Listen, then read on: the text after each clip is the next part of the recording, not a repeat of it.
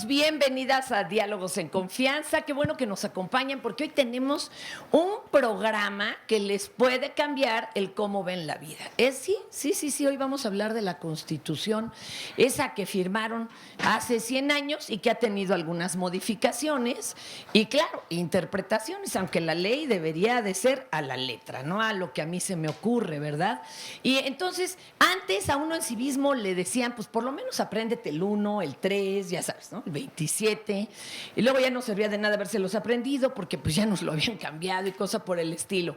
Pero la mera verdad, ¿cuánto lo comprendimos? ¿Qué tanto entendemos sobre todo el artículo primero, que con unas modificaciones que sufrió hace realmente poco, pues se volvió el artículo de los derechos humanos? Era la nuestra la más rezagada en ese lenguaje, en el lenguaje de derechos humanos, incluso contra las otras constituciones de América Latina, y de repente la dejaron, pero de veras, mire usted, le dieron su shineada, no la dejaron relumbrante, pero y ahora sabemos qué derechos tenemos, sobre todo como mujeres, como niños, como niñas, como persona con discapacidad, como persona integrante de la comunidad LGBT. O sea, estamos conscientes. Y otra, ¿y cómo hacemos valer un derecho? ¿O alguien puede llegar y borrarlo? Hay muchas preguntas. Hoy vamos a hablar sobre todo de los derechos que nos avala esta Constitución. O sea que va a estar muy bueno. Y es más, le conviene, grábelo porque de seguro le van a dejar tarea al niño o a la niña de este asunto.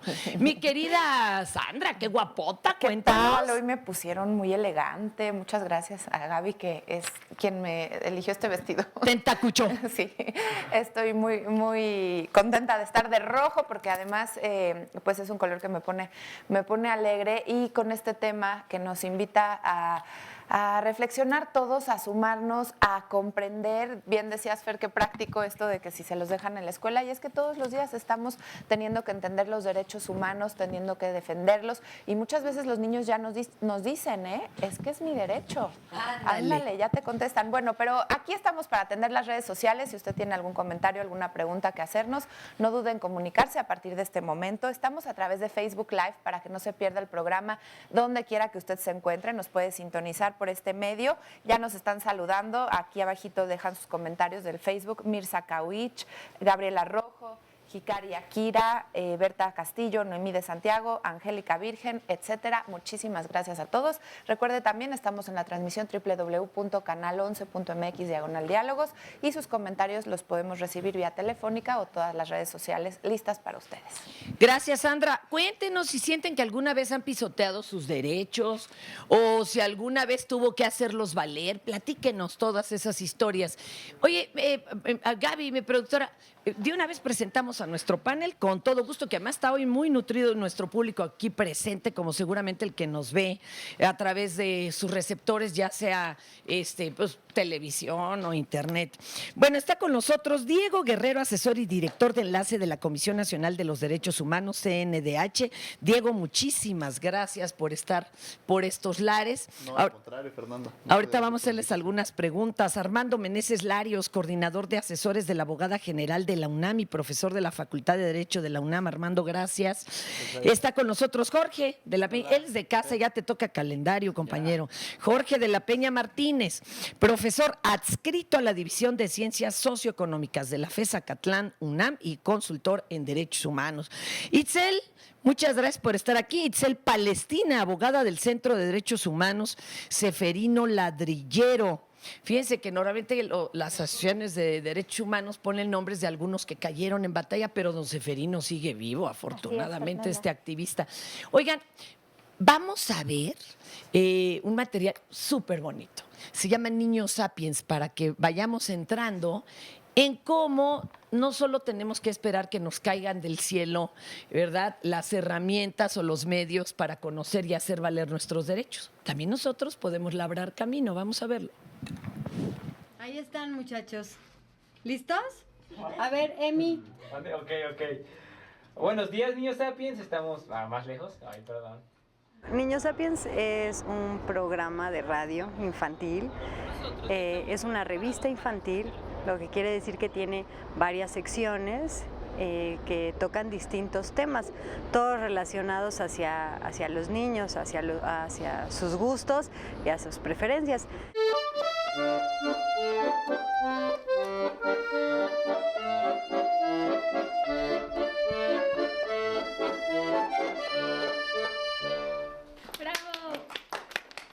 Muchas gracias. Niños Sapiens busca también ser un espacio donde la creatividad se echa a volar. Entonces incluimos mucho la participación de los niños y las niñas que nos acompañan, tanto de los locutores y de las locutoras que están ahí, para que ellos contribuyan con sus opiniones, sus comentarios, lo que a ellos se les ocurra, y también invitamos al público a que llame al programa, a que nos cuente algo que haya pasado por su casa como una especie de reportaje.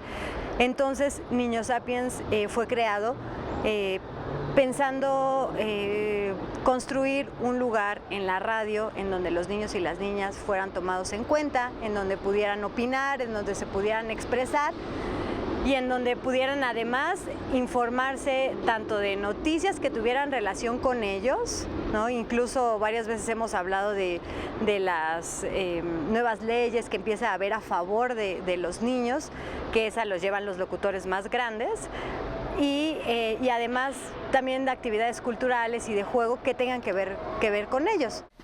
Hola, buenas tardes, mi nombre es Hilda Paula Gómez, ya estamos en la entrevista, estamos en el programa Niños Sapiens que se va a transmitir este sábado. Bueno, yo he crecido en Niños Sapiens, estoy aquí desde que tengo más o menos 10 años y bueno, pues toda mi niñez la viví aquí, conocí a muchas personas, muchos niños igual que yo con el mismo deseo de comunicar lo que sentimos y pues aprendí a expresar lo que yo siento de una forma correcta y no solamente me sirve aquí en radio, sino me sirve en muchas partes, en la escuela, al momento de decir algo. Pues al principio me da un poco de miedo, el micrófono siempre impone, pero al final de cuentas te sueltas y empiezas a platicar de muchas cosas, de lo que te gusta, de lo que no te gusta, y es muy padre que muchos niños se puedan identificar contigo. A lo mejor los que no tienen voz pueden identificarse. Es muy padre tener un espacio donde puedas expresarte y más que nada aprender cómo hacerlo correctamente. Cuando fui niña aprendí que había muchas injusticias con esta edad, porque por ejemplo empezando en la tienda que no te dan el cambio cuando tú vas a comprar algo, y esto es algo que aprendí a expresar y yo creo que sigo siendo pues todavía muy niña con este programa, que me gusta mucho, que me hace imaginar mucho. Y pues ha sido una experiencia muy gratificante. Ha sido como muy gratificante encontrar tenemos radioescuchas que nos siguen todo el tiempo, que nos acompañan a diferentes controles remotos a los que vamos, y de hecho hay 2 niños que eran radioescuchas y que después pasaron a formar parte de los locutores de Niños Sapiens. Entonces, y generalmente las opiniones que tenemos en los controles remotos, que es cuando tenemos más cercanía con el público, siempre los niños e incluso los papás de los niños agradecen que haya un lugar en donde a los niños se les tome en cuenta y se les escuche. Muy bien. Muy bien. Qué interesante, y como ese otros espacios, ahí está Radio Ombligo, ¿verdad? ¿Se acuerdan de Niñonautas? Que eso en el espacio radiofónico. Vamos a platicar ya con nuestro panel, por favor. ¿Qué importancia? Primero tengo que hacer una corrección, ya me mandaron un jalón. ¿Cómo me atrevo a decir que le han hecho algunas correcciones y van más de 700 a la Constitución? Algunas. Pues son algunas, oiga, son algunas. Todo es cuestión, ¿verdad? Del vaso medio lleno, el vaso medio vacío. Perdón, ¿qué importancia tiene este tipo de espacios, por ejemplo, o por ejemplo la zona de juegos que está en el Museo de Memoria y Tolerancia, para niños, niñas, adolescentes? ¿Ustedes qué creen que influye, Itzel? Creo que desde que son niños es muy importante empezar a transmitir los derechos humanos como una cultura y que esté de forma transversal en todos los aspectos de la vida de las personas. porque a veces es como, pensamos que solamente es parte de la materia de civismo, una cosa por el estilo, pero realmente no, realmente es como cómo los derechos humanos tendrían que ser como una vivencia cotidiana, ¿no? Empezar a entender por qué los niños y las niñas tendrían que ser tratados de la misma forma, por qué no tenemos que discriminar a los adultos mayores, qué pasa con los jóvenes, qué pasa con la diversidad sexual, pero si lo tratamos de hacer de forma transversal y que ocupe todos los aspectos de la vida de la persona, creo que eso nos ahorraría mucho trabajo cuando sean adultos, claro. Que fuera de entendimiento, de vivencia y de entendimiento, Claro, no nada más de memoria. Así es. Sí, es una cosa muy importante por dos razones. Primero, porque el niño tiene desde el punto de vista biológico, un cerebro como una esponja, ¿no? Muy maleable. Y entonces es el momento de que se da la educación y el momento en que el niño empieza a adoptar actitudes que lo van a perseguir o a seguir o a traer toda la vida con respecto a determinado objeto. En este caso en particular, digamos, con respecto a los derechos humanos, al respeto a los demás, etcétera, etcétera. Y como decía un amigo mío, chileno, que estuvo exiliado en México y que lo refirió Galeano en su libro, El libro de los abrazos, los derechos humanos empiezan en casa, ¿no? Claro. Porque ahí nos damos cuenta de cómo son los papás con los niños. Los niños los castigan y los encierran en un cuarto oscuro, los bañan con agua fría o los bañaban, entonces todavía. O los ridiculizan en los ridiculizan público, bueno. Entonces, los derechos humanos empiezan en casa. Entonces, la educación para derechos humanos y niños es fundamental. Y en los niños, ahora, evidentemente que para todos, ¿no? Pero en los niños es muy, muy importante porque queda impregnado el niño ahí, de tal manera que llega un momento, y a ti te habrá tocado, como a mí me ha tocado, que regañas a tu hijo, ¿no? Y a ustedes les tocará o les toca, y te dice, te voy a acusar porque me estás violando mis derechos humanos del niño, Es lo que decía ¿no? yo, ¿verdad? es que Voy a ya hablar los a niños Niñotel. saben, y ya te dicen. Pero ojalá tengo todos, ¿no? derecho a decirte, o es que yo tengo derecho. A veces yo sí me sorprendo y digo, a ver, no, aquí la mamá soy yo. Pero sí porque ellos Pero también... no me pegues. No, ¿verdad? pero ya ¿Por qué me saben, pegas? Claro. o por ejemplo, en el trato cuando haces distinción entre el trato con una hija o con un hijo, y ya las niñas te pueden decir, oye, ¿por qué mi hermano no? O ¿por qué mi hermana sí? Etcétera, ¿no? Y es para interesante defenderlo. cuando se lo hacen valer también a personas de autoridad, por ejemplo, el Claro. maestro de deportes, ¿por qué a mí, que soy niña, no me deja jugar fútbol? Sí. Lo he visto. Jorge acaba de tocar un tema que para mí es fundamental y estamos mencionándolo sobre esta base esencial de la sociedad que son los niños. Y creo que la solución a todos los problemas se encuentra en tres elementos básicos: educación, educación y educación. Exacto. Pero la educación no tiene que entrar en un sentido como se está interpretando de esta forma en la que, bien lo decía Fernanda, vamos a memorizar la Constitución. Pues es Sino que eso fue lo que entender nos la pasó. Constitución, entender lo que representa, y hay un elemento fundamental en todos los derechos humanos, que no es solamente entender la no discriminación, sino una parte de Eso. sensibilización. Una sensibilización como sociedad de que tengamos una empatía con el de enfrente y que realmente los veamos como parte de la problemática social. Es decir, si nosotros salimos ahorita de este programa y vemos a una persona en la calle que no tiene que comer, que no lo veamos como algo normal o que no tengamos esta posibilidad, sino no ser indiferentes ante los problemas de una sociedad. Y creo que eso depende desde luego de niños que lo tengan, pero también los grandes tenemos una gran responsabilidad de sensibilizarnos con los problemas sociales. Porque esa persona que está ahí sin techo alguno y sin comida tiene derechos, Claro. igual que nosotros. Claro. Algo está pasando, Claro. ¿verdad? Donde carece de ellos. ¿Cuál es la importancia de que a raíz de estas modificaciones, una de las 700, ¿verdad? Sí, claro. Del artículo primero, se haya generado una ley para niños, niñas, adolescentes, la ley general de estos derechos? ¿Qué pasó ahí? Quizá yo primero me gustaría tocar un tema de la importancia de la Constitución. O sea, ¿por qué es importante la Constitución? En todos los países que tienen una Constitución surge principalmente por este control al poder. O sea, desde la Revolución Francesa, en el caso de Estados Unidos, era un control al poder que se ejercía y se generaron estos mecanismos que permiten de alguna manera que la sociedad tenga posibilidades o elementos para defenderse. La Constitución actualmente establece principios que posteriormente se pueden ir mencionadas. Se han realizado 700 modificaciones. La mayoría de las constituciones son constituciones rígidas. ¿Qué es una constitución rígida? Que pasa por un procedimiento bastante complejo para que se pueda realizar estas modificaciones. Se realizó esta constitución en 1917, la que actualmente nos rige, bajo un poder constituyente, que estos poderes constituyentes se generan exclusivamente para constituir la propia Constitución, y posteriormente ya se generan... Pero era otro escenario, revolución... El 70% de la población era rural. O sea, era otra cosa. Y ahora el 70% de la población es urbana. Eso nada para entender ese contexto diferente en términos sociales, ¿no? Y en ¿Quieres decir aquel algo, Itzel? momento, por ejemplo, la Constitución de 1917 se consideraba como de las más avanzadas en materia de derechos sociales. Claro. ¿no? Porque tenía derechos colectivos del trabajo y demás. Pero lo que es cierto es que las constituciones reflejan cuáles son las aspiraciones de las poblaciones. En teoría eso tendrían que representar. Pero conforme va pasando el tiempo, las aspiraciones de las sociedades van cambiando y entonces las aspiraciones de 1917 no corresponden a las que tenemos 100 años después. De ahí la importancia de querer que cierto tipo de derechos se encuentren en la Constitución, y esa siempre es como la pelea en la Cámara de Diputados, Cámara de Senadores, por qué matrimonio igualitario sí o por qué matrimonio igualitario no, porque va cambiando con los ideales de la gente. Oiga, y ahorita nos tienen que explicar, dar herramientas, por ejemplo, ¿se puede exigir un derecho? ¿A quién se lo exigimos? ¿Se puede poner a votación o no?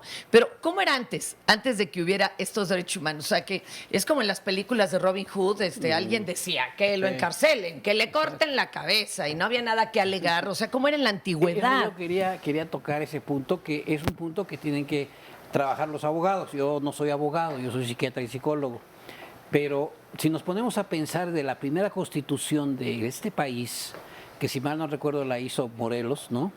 Y después de ahí Juárez y todos los demás, la ley se regía con base en el virrey, los decretos del virrey, o la religión, la iglesia, lo que determinaba... La Santa Inquisición, imagínate. La ley, estrictamente hablando e históricamente hablando, parte del surgimiento de la religión, de las iglesias, y a partir de ahí empieza el derecho natural, y de ahí en adelante se va adaptando a las circunstancias del momento histórico. Y este momento histórico que estamos viviendo es muy peculiar por un punto fundamental, y ustedes me dan la razón para platicar en el siguiente bloque, ¿sí? La globalización, que nos hace tener una mentalidad diferente y ad hoc al resto del mundo. Oigan, vamos a una pausa y regresamos también con sus opiniones a través de las redes.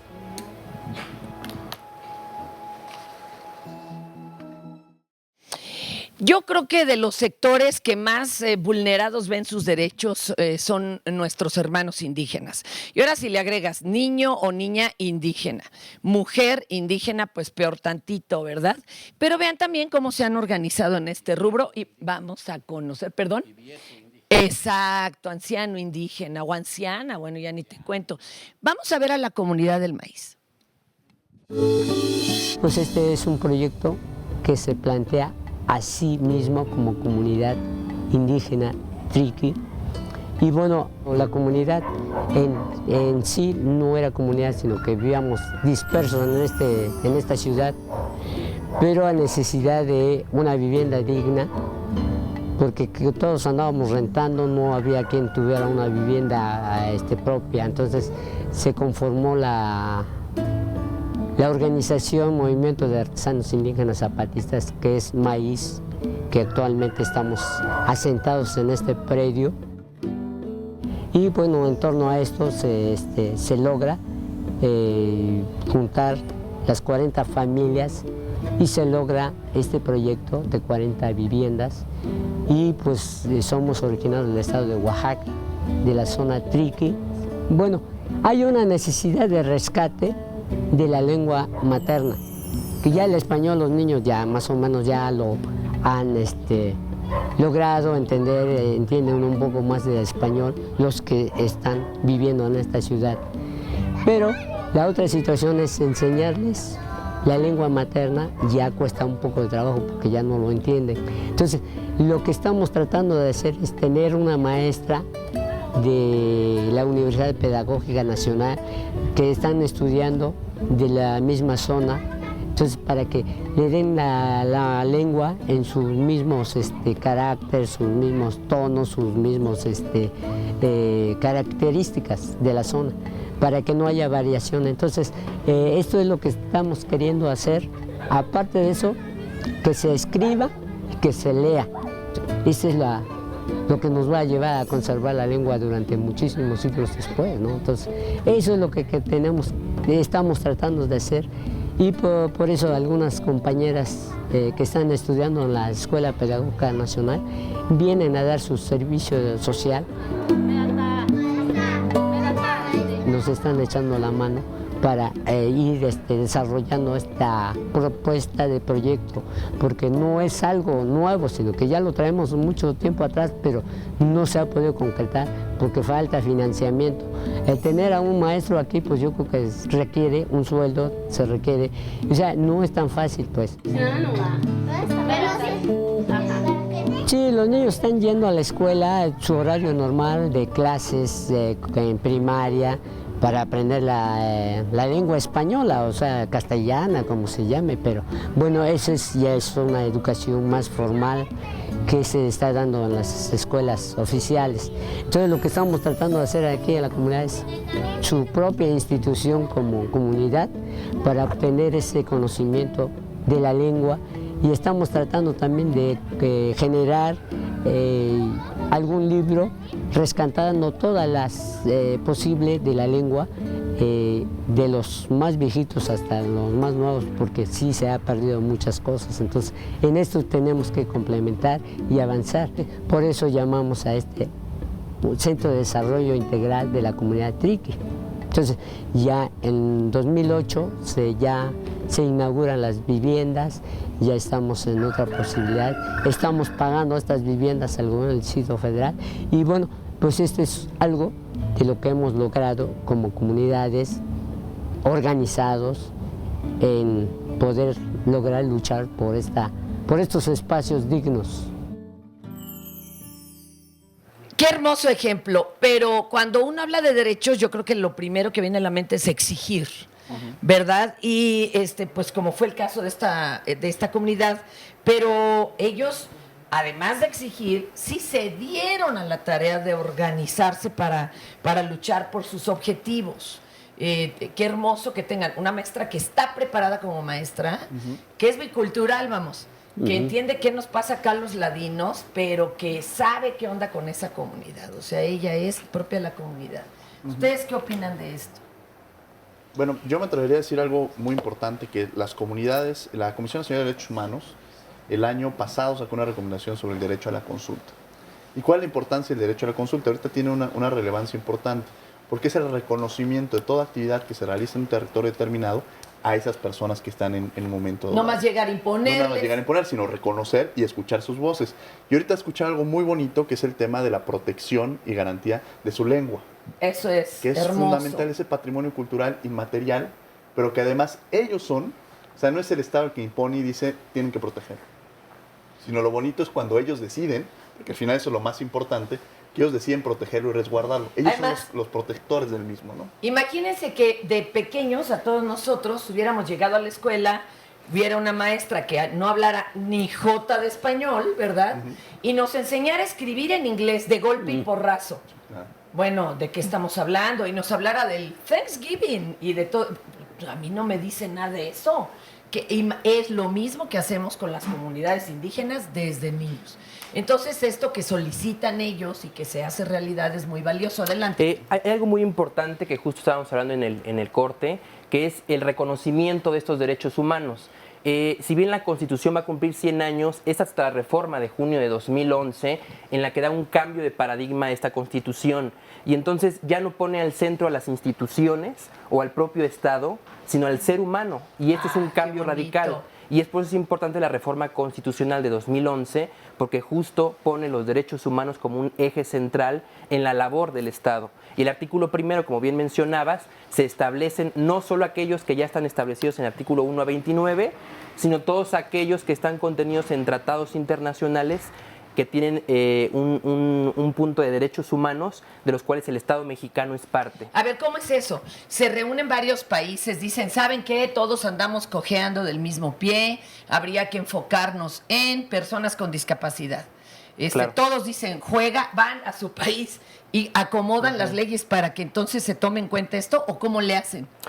Bueno, a nivel internacional, si bien no existe un poder legislativo, ¿no? Como es en nuestros países, que es la Cámara de Diputados o senadores, quienes se reúnen y dicen, estos son los derechos que corresponden a México, sí existe un movimiento internacional, que es el Sistema Universal de los Derechos Humanos, que existen ciertos instrumentos, ciertos tratados internacionales en la materia, niños, niñas y adolescentes, mujeres, personas con discapacidad, etcétera, y los estados son los que firman, se adhieren, ratifican estos instrumentos y los hacen válidos al interior de su país. Esto a nivel universal, pero también a nivel regional, es decir, en América, la Organización de Estados Americanos, también dentro del seno de este organismo se emiten ciertos instrumentos que pueden ser vinculantes, obligatorios para el Estado mexicano en diferentes materias. Ahorita le entramos a cómo exigir y también qué obligaciones tengo. Claro. No más es vénganos tu reino, perdón, Y Sandra. exactamente nos preguntan ya al interior de nuestro país, nos dicen aquí en el Twitter, cómo funciona nuestra Constitución y quién o quiénes la modifican y cómo es este proceso. Ahí está Y la también cosa. nos preguntan sobre la Constitución de la Ciudad de México, que cuál diferencia tendría y por qué tendría que existir una Claro. que no cubra todo el país, sino específicamente a la A Ciudad ver, de México. Itzel. Nosotros en el país tenemos una división de poderes, ¿no? Entonces el poder legislativo es el que se encarga de crear, modificar la legislación que tenemos a nivel nacional. La Constitución tiene un proceso de reforma muy interesante. Como es una Constitución para todo el país, tiene que discutirse en la Cámara de Diputados, en la Cámara de Senadores, y ya que se aprueba en estas dos instancias, tiene que pasar un proceso de votación con todas las cámaras legislativas de los estados. Podemos hacer una mínima pausa. Por eso es importante que al elegir a los diputados locales, a los diputados federales, a los senadores, tú sepas que el que estás votando piensa como tú, sabe de lo que tú necesitas, que lo va a pelear allá y no que nada más le van a decir, vótale por esto y bueno, y yo donde quedé, ¿verdad? Y luego, ¿qué más? Pasa a los estados. Exactamente. Entonces tienen que aprobarla una mayoría, por ejemplo, 16 estados tienen que aprobar las reformas y entonces ahora sí ya se modifica la Constitución. La grande, la general. Grande, la general. ¿Y qué pasa con las locales? ¿Por qué hay locales? ¿Por qué no puede ser igual, no sé, la de Nuevo León que la de aquí? Sí, los estados tienen como esta calidad de ser autónomos y soberanos y entonces tienen la capacidad de hacer sus propias leyes internas. La diferencia con la Ciudad de México era que antes de la reforma no tenían una constitución. Entonces, ahora esta nueva oportunidad hace que ellos tengan una constitución y cada constitución puede tener un marco de derechos. Algunas pueden tener como mayor reconocimiento de derechos que la federal, por ejemplo. En el caso de pueblos indígenas, Oaxaca, Guerrero, Veracruz, reconocieron antes normatividad sobre pueblos indígenas que la Constitución Política de los Estados Unidos Mexicanos. Entonces, algunas pueden tener mayor reconocimiento o algunas no necesariamente, como estos estados que regulan la vida desde el momento de la concepción. Eso, por ejemplo, no está regulado a nivel federal. Entonces, cada estado tiene como la libertad de legislar. Pero no es un derecho. ¿Cómo se pone a votación? Que no debería de estar en todos, por ejemplo, como está aquí la de la Ciudad de México. Hay algo que es importante reconocer. La Constitución como tal y las leyes federales o locales. A ver, sí. Acaba de mencionar ahorita algo muy importante, que es cómo se realiza la reforma en la Constitución. Es un proceso complejo, como lo acaba de decir. O sea, tiene que pasar por la Cámara de Senadores, por la Cámara de Diputados, que se apruebe por 3/4 partes, después efectivamente pasar a los congresos de los estados para que se realice esta modificación.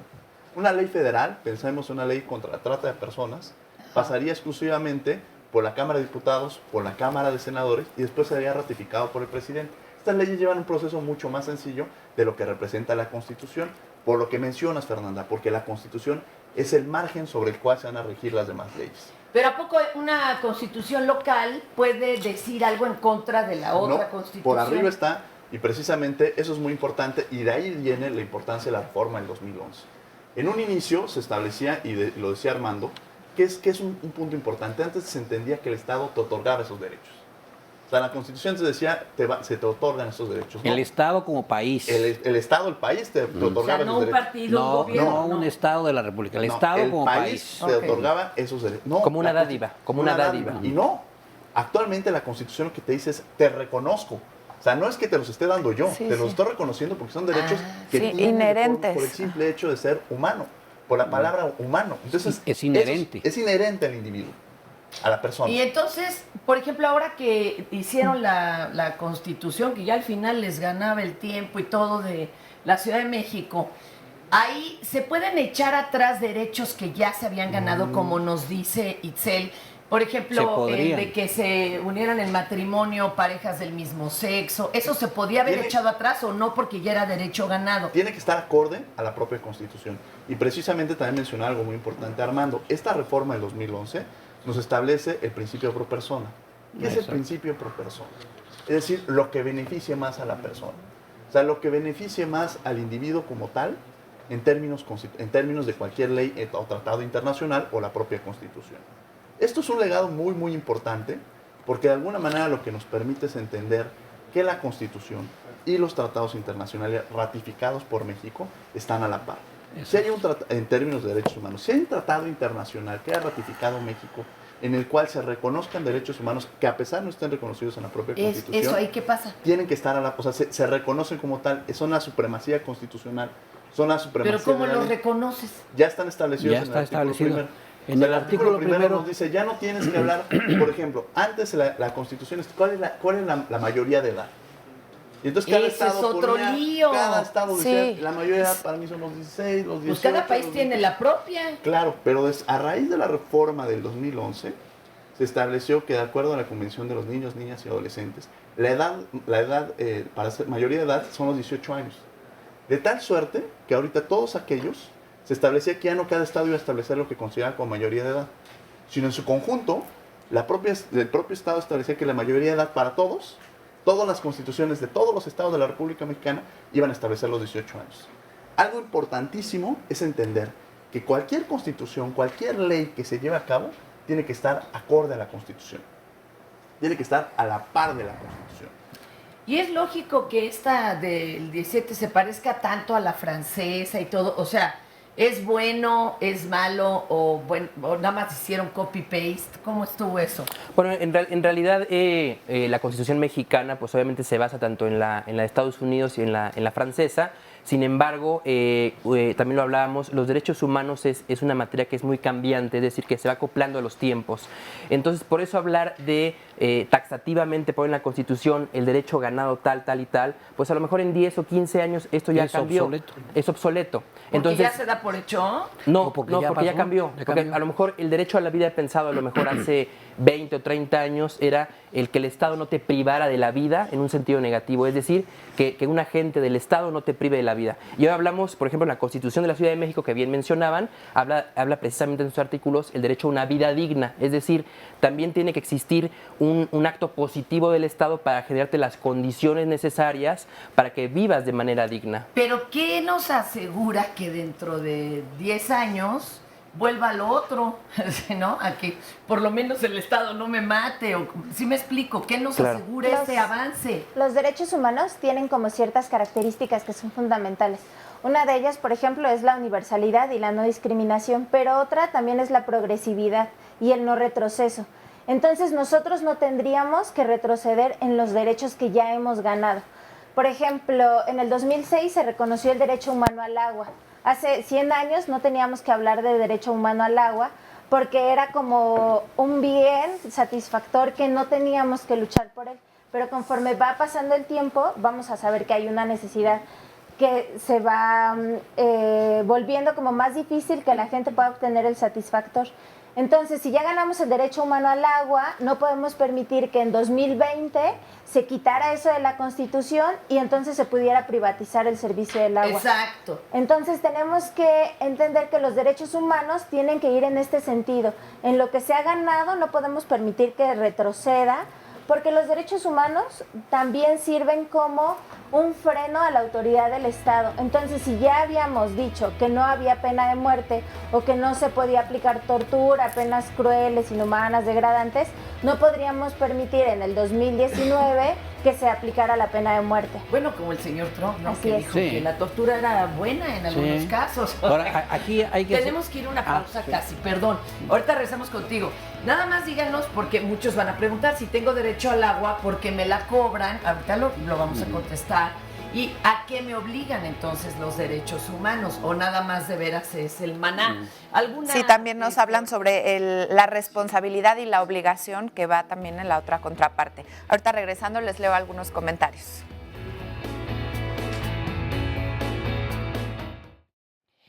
Fíjense que es muy interesante un proyecto que están presentando precisamente en la UNAM, el doctor Héctor Fix, que es investigador precisamente del Instituto de Investigaciones Jurídicas de la UNAM, nos va a platicar qué es eso del reordenamiento y consolidación de la Constitución. ¿Qué estaba desordenada o cómo? Vamos a verlo. Un proyecto que inició el Instituto de Investigaciones Jurídicas hace 2 o 3 años, que incluso se formalizó con un convenio con la Cámara de Diputados y que consiste en tomar el texto vigente de la Constitución y reacomodar sus partes, porque después de 100 años, de casi 100 años de reformas, de casi 700 modificaciones a su texto, pues se ha desordenado el texto, ha perdido calidad, ha perdido forma, ha perdido sus aspectos sistemáticos.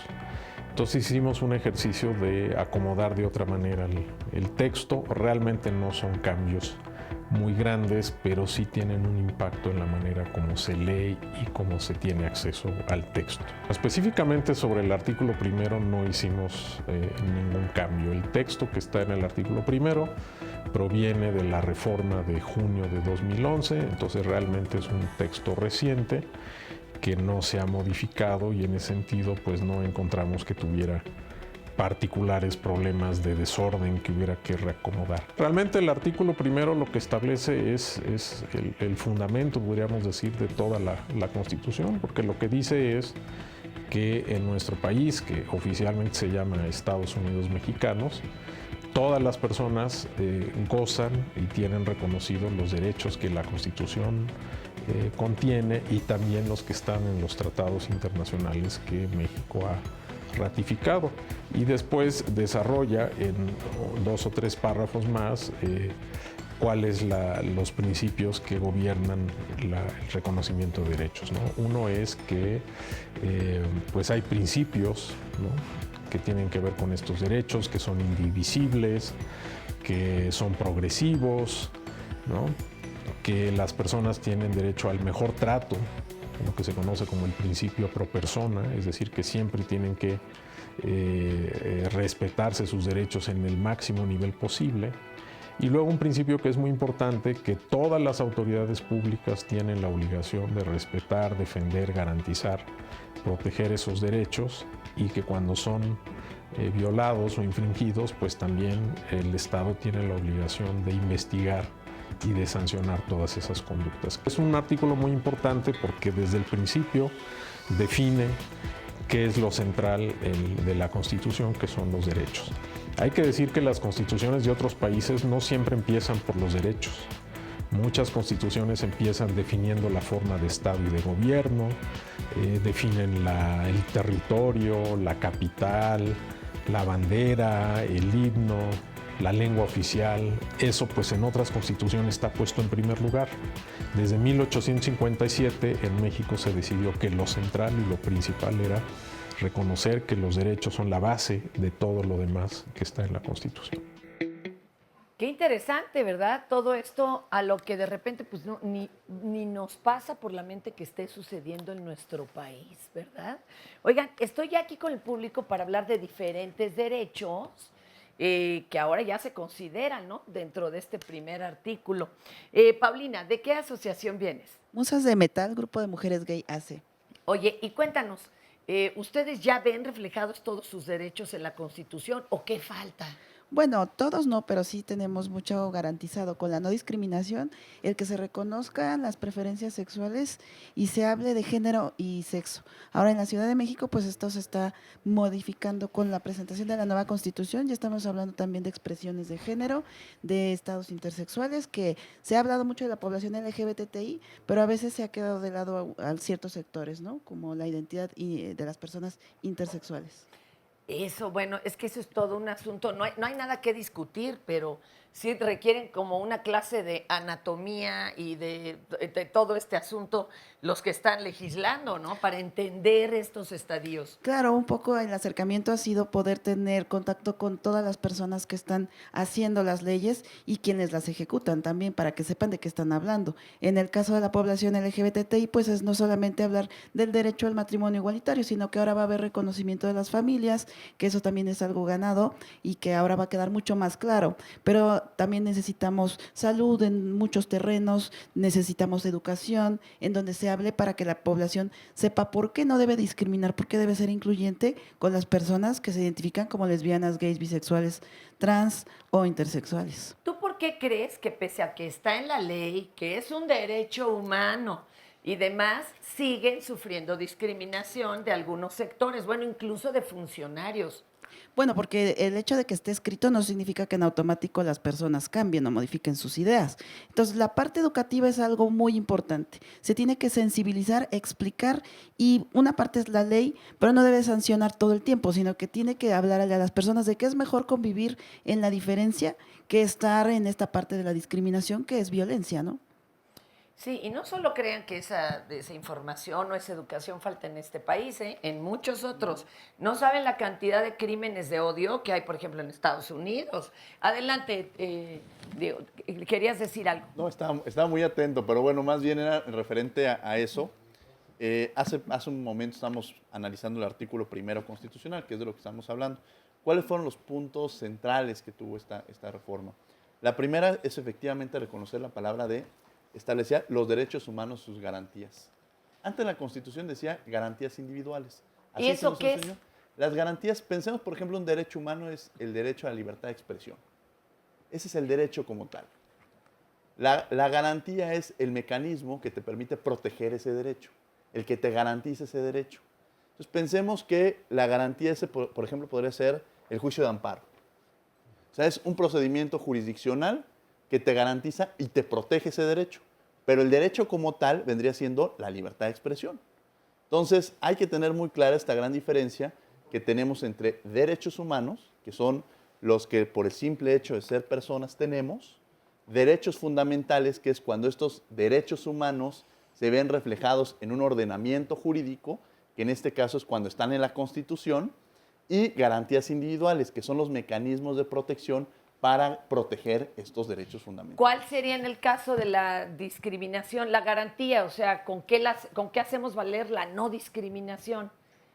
Ahí que hay también un juicio, hay algo, ¿a dónde podemos llevar a quienes nos discriminan? Por ejemplo, en el caso de las organizaciones que trabajan los derechos de las comunidades de diversidad sexual, es muy interesante porque lo que hemos visto es que si en el Distrito Federal o Ciudad de México se reconoce el derecho de que dos personas, sin importar el sexo, se puedan casar, ¿qué pasaba si yo me pasaba al Estado de México? Entonces, ahí ya no me podía casar.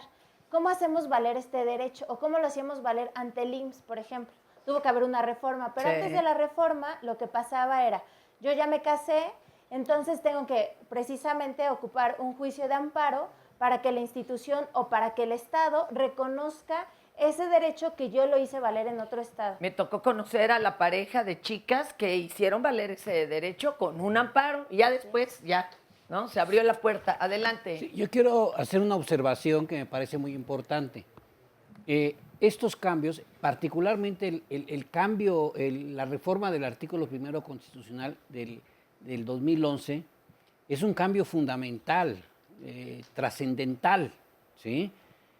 Y que no solamente ese cambio de esa reforma, sino otras cosas que han surgido en el derecho, como los juicios orales y todo ese tipo de cosas, que hacen, por ejemplo, las creaciones de las comisiones de derechos humanos, que no existían. Yo empecé a trabajar derechos humanos en 1974. No había nada de derechos humanos. Bueno, para ejemplo está el 68, para ejemplo está el 10 de junio, etcétera, etcétera, y todo lo que sucedió en esas épocas, y que no había quien pudiera defender a todos los que fuimos víctimas en ese momento. Ahora estamos en otros tiempos, en otros momentos, en donde yo digo que nosotros, los jóvenes adultos mayores, como yo, ¿sí?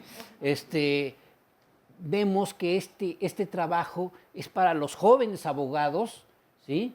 Que ya tienen otra mentalidad, inclusive los planes de estudio de derecho de las universidades tienen que cambiar o han cambiado con respecto a esta mirada del derecho, de tal forma que los abogados de otras generaciones y anquilosados siguen insistiendo en una serie de planteamientos, y la gente también sigue pensando en una serie de planteamientos del pasado. Entonces tenemos que actualizar todo y educar a toda esa Exacto, gente. pero ¿cómo educamos Sí, en la no y discriminación? tenemos que hacerlo. O Y sea, luego después, no solamente que la gente entienda que ya se puede hacer esto, que está legalizado, etcétera, etcétera, sino que también se lleve a la práctica y empecemos a trabajar en eso y los abogados empiecen a creer en eso. Yo me acuerdo que me topaba mucho con los abogados, vamos a llamarles antiguos, ¿no? Los abogados antiguos, y les hablaba de derechos humanos y me decían que eso era una vacilada, que para eso existían las garantías individuales, ¿sí? Y me rechazaban caray. con eso de las garantías individuales. Yo me pongo a pensar, ¿qué me dirán ahora esos abogados que me decían que existían las garantías individuales con esta reforma que tiene un principio fundamental, que ya lo dijo el compañero, ¿sí? Es el principio pro persona.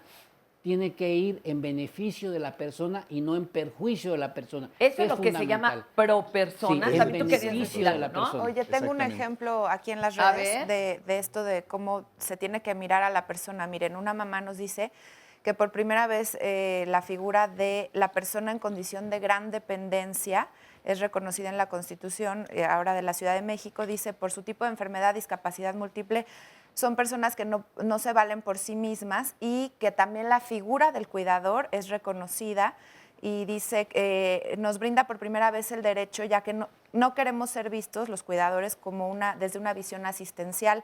Somos ciudadanas que desempeñamos una labor importante, que lo hacemos con amor, y entonces en este sentido la Constitución les brinda el apoyo y el derecho a contar con este apoyo. Pero ¿y cómo lo exiges? Exacto, creo que eso es muy importante. Porque ahorita me están hablando y dicen, bueno, pues tengo derecho al agua, pero tengo un mes sin agua. Aquí una O sea persona nos que- dice que fue discriminada en su trabajo por tener una discapacidad menor a raíz de una cirugía, y que ella se fue a conciliación y arbitraje, y fue todo a favor de la empresa. Hasta por estar embarazadas las despiden. Hay un tema importante que yo creo que vale la pena. Ahorita mencionaban el juicio de amparo, que es un mecanismo jurisdiccional que existe. Pero también Jorge mencionaba algo muy importante, que son los órganos no jurisdiccionales. ¿Qué es un órgano no jurisdiccional? La Comisión Nacional de los Derechos Humanos o las comisiones de derechos humanos que existen en los estados. ¿Cuándo? Y ahorita decías, ¿cómo puedo yo acudir? O sea, ¿qué en un momento dado, si hubiera un derecho humano, qué puedo hacer?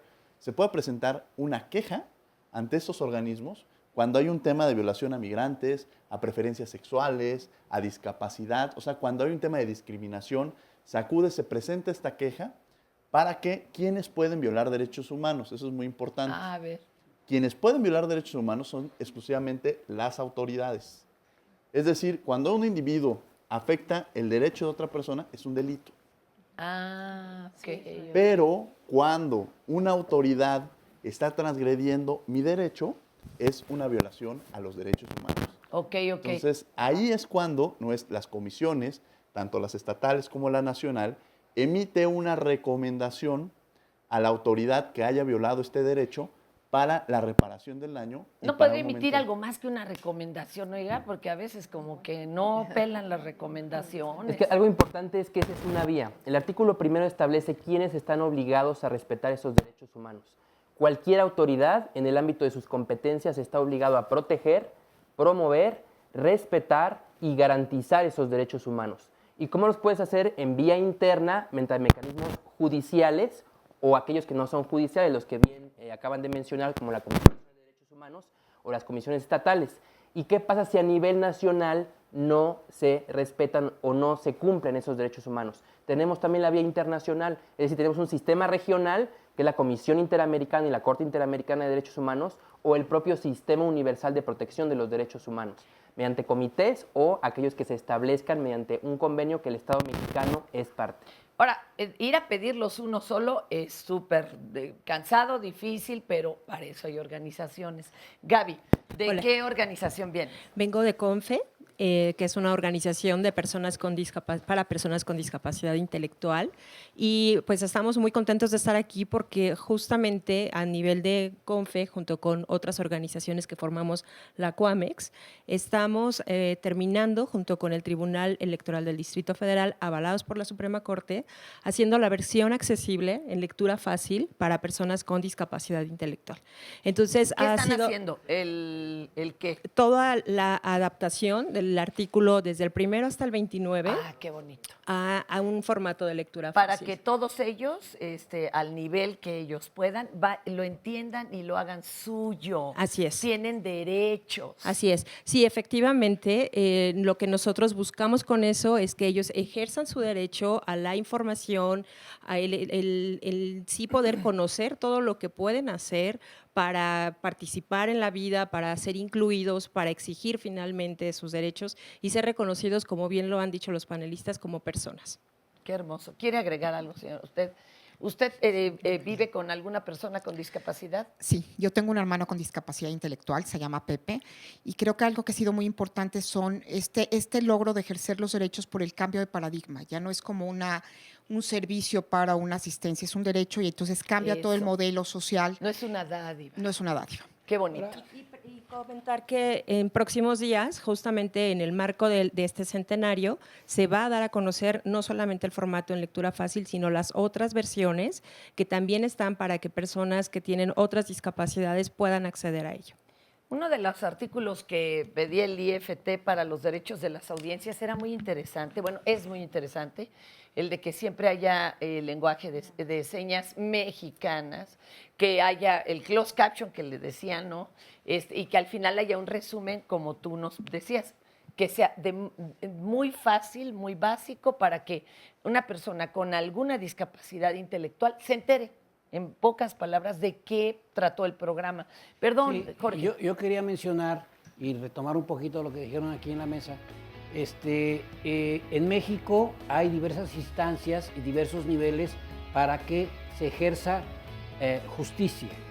Entonces, uno va agotando esas instancias, incluyendo las recomendaciones de las comisiones nacionales o estatales de derechos humanos, y si en un momento dado, a pesar de que tú hayas agotado esas instancias, el Estado, porque el ombudsman es el defensor del pueblo contra, digamos, o ante la autoridad, ¿sí? No ante un sujeto, ante la autoridad. Okay. ¿sí? Tenemos que- Entonces, si nosotros, que hacer una pausita. si nosotros hacemos eso y se agota, tenemos que pasar A instancias la siguiente internacionales. instancia. Muchas gracias. Hasta aquí nos quedamos. Ahorita Regresamos regresamos. en unos minutitos. Muchísimas gracias por continuar con nosotros en Diálogos en Confianza. Estamos completamente en vivo transmitiendo para usted. El tema de hoy ha estado muy interesante y mañana en Viernes de Pareja también un tema muy importante que probablemente le toque a usted de manera directa o cercana. El tema es mi vida en pareja, bueno, mi nueva pareja y sus hijos. Porque, bueno, hay una película famosa que usted probablemente ya vio, Los tuyos, los míos, los nuestros. ¿Qué pasa cuando llegas a una nueva vida de pareja y tú ya tienes hijos o tu pareja tiene hijos de parejas anteriores y se tienen que llegar a nuevos acuerdos? ¿De qué manera se establecen los límites? ¿Qué pasa si solamente uno de los dos tiene hijos y probablemente la otra persona no lo comprende, no entiende la misma situación que tú estás viviendo? ¿Se puede opinar en torno a la educación de los hijos? ¿Qué papel juega la expareja? Y bueno, todo lo que involucra y lo que representa nos va a ayudar muchísimo contar con su opinión, así que comience a llamar y si quiere asistir también llámenos, mándenos un mensajito desde este momento. Vamos a continuar con el tema de hoy, con un resumen de lo que se ha dicho. Desde que son niños es muy importante empezar a transmitir los derechos humanos como una cultura. Pensamos que solamente es parte de la materia de civismo o una cosa por el estilo, pero realmente no, realmente es como cómo los derechos humanos tendrían que ser como una vivencia cotidiana. Los derechos humanos empiezan en casa. Entonces, la educación para derechos humanos en niños es fundamental. La solución a todos los problemas se encuentra en 3 elementos básicos: educación, educación y educación. Y hay un elemento fundamental en todos los derechos humanos, que no es solamente entender la no discriminación, sino una parte de sensibilización. Una sensibilización como sociedad de que tengamos una empatía con el de enfrente y que realmente los veamos como parte de la problemática social. ¿Por qué es importante la Constitución? En todos los países que tienen una Constitución surge principalmente por este control al poder. La Constitución de 1917 se consideraba como de las más avanzadas en materia de derechos sociales. Lo que es cierto es que las constituciones reflejan cuáles son las aspiraciones de las poblaciones. En teoría eso tendrían que representar. Conforme va pasando el tiempo, las aspiraciones de las sociedades van cambiando y entonces las aspiraciones de 1917 no corresponden a las que tenemos 100 años después. Si bien la Constitución va a cumplir 100 años, es hasta la reforma de junio de 2011 en la que da un cambio de paradigma a esta Constitución. Y entonces ya no pone al centro a las instituciones o al propio Estado, sino al ser humano. Y este es un cambio radical. Los estados tienen como esta calidad de ser autónomos y soberanos y entonces tienen la capacidad de hacer sus propias leyes internas. Actualmente la Constitución lo que te dice es: te reconozco. O sea, no es que te los esté dando yo, te los estoy reconociendo porque son derechos que tienen inherentes por el simple hecho de ser humano, por la palabra humano. Entonces, es inherente. Es inherente al individuo. Que los derechos humanos tienen que ir en este sentido. En lo que se ha ganado no podemos permitir que retroceda, porque los derechos humanos también sirven como un freno a la autoridad del Estado. ¡Wow! Qué intenso ha estado el programa, ¿verdad? Griselda, cuéntame, ¿de qué organización? Instituto Nacional de Personas Adultas Mayores. Ok, ¿y ustedes qué ganancias han visto con estas reformas, con el artículo primero y qué falta? Mucha tarea, un esfuerzo descomunal, pero en esto estamos tratando, por sobre todo, de mantener la visión pro persona.